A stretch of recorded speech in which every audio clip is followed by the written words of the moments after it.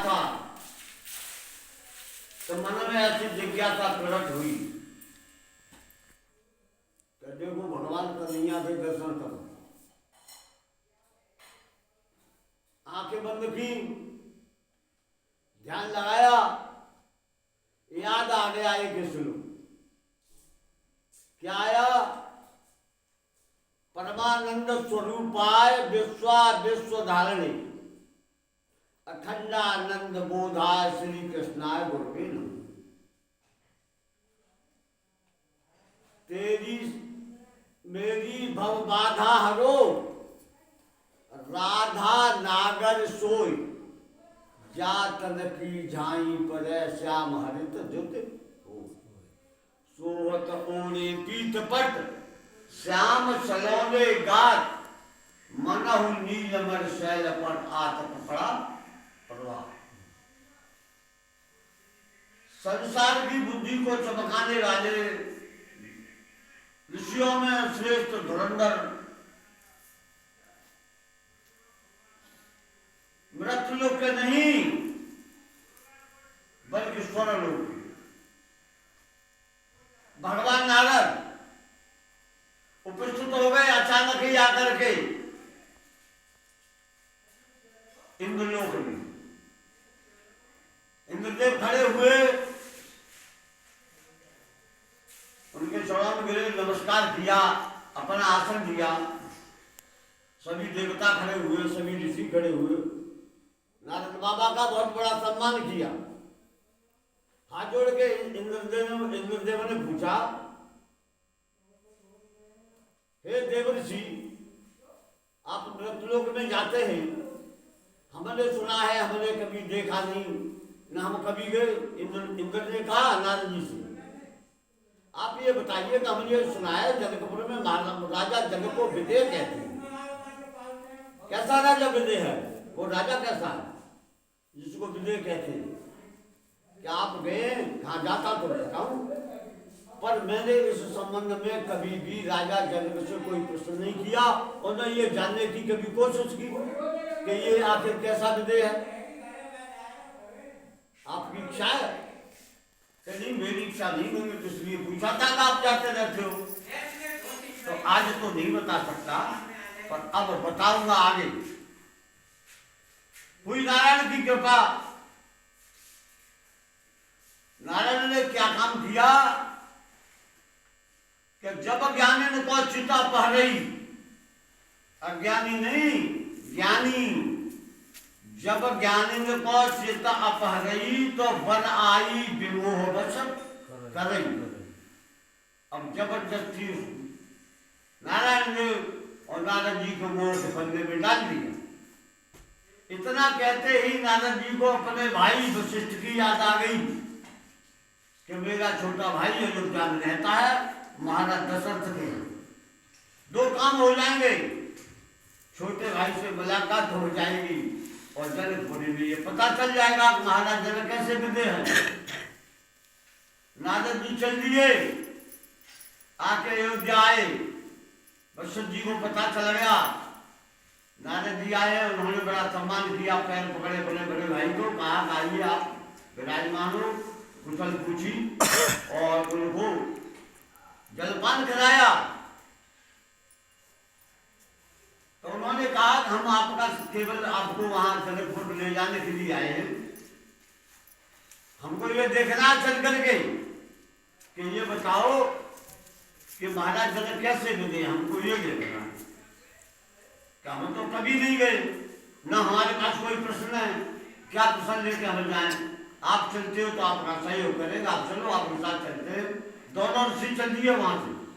आप जनकपुर आ गए तो ऋषियों को तो ऋषि की आज्ञा देने की आवश्यकता नहीं होती, न पूछने की। केवल नौकरों से पूछा कि महाराज जनक कहाँ हैं? महाराज जनक ने अपने योग द्वारा जान लिया और अपनी महारानी सुनैना को बता दिया कि दोनों ऋषि हमारे परीक्षा लेने के लिए आ रहे हैं, चलो जलाने बाग में चलते हैं, वहीं बैठे तब तक। ऋषि आ रहे, आगे तो जाकर के बैठ गए। झूला पड़ा हुआ था, झूला उतना ही पतली चौड़ी थी जिस पर 2 आदमी बैठ जाएं।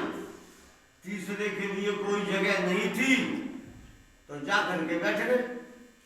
कुछ पल बाद ही और दोनों ऋषि पहुंच गए। उन्होंने पूछा महाराज जनक कहाँ हैं? कभी गए जनाने बाग में महारानी सुनैना के साथ। ऋषि भी प्रवेश कर गए। जब राजा रानी ने देखा तो दोनों ऋषि आगे तुरंत खड़े हुए।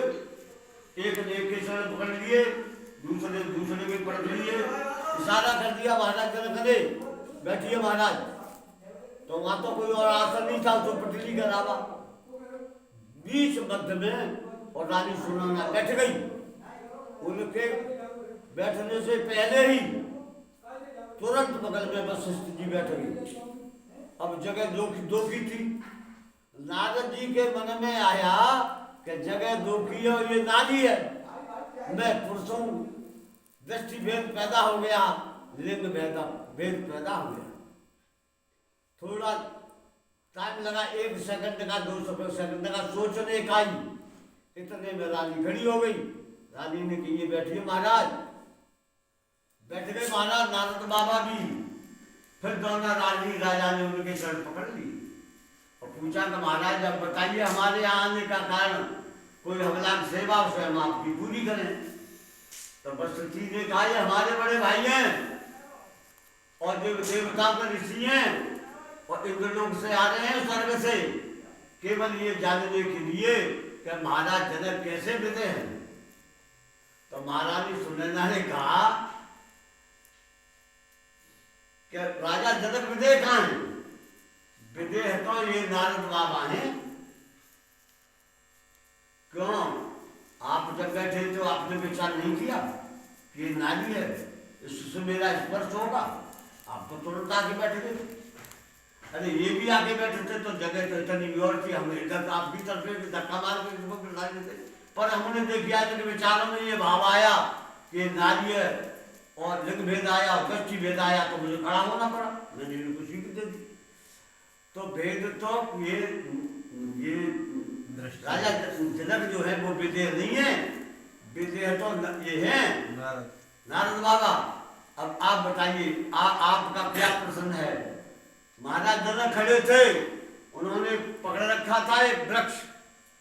तो वशिष्ठ जी ने प्रश्न कर दिया कि महाराज जनक ये बताओ, मैं लेके नहीं आया हूं, समय अनुसार पूछने लगा हूं अनायास ही कि ये मन बुद्धि अहंकार जीव को क्यों परेशान करती है।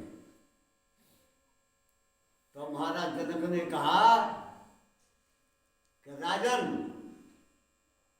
प्रश्न तो आपका बहुत उचित है और उत्तर भी उचित ही मिलेगा, परंतु थोड़ा सा कारण मेरे सामने थोड़ी परेशानी है कि ये वृक्ष अगर मुझे छोड़ दे तो मैं अभी आपके प्रश्न का उत्तर दे दूं, ये वृक्ष मुझे पकड़े हुए है।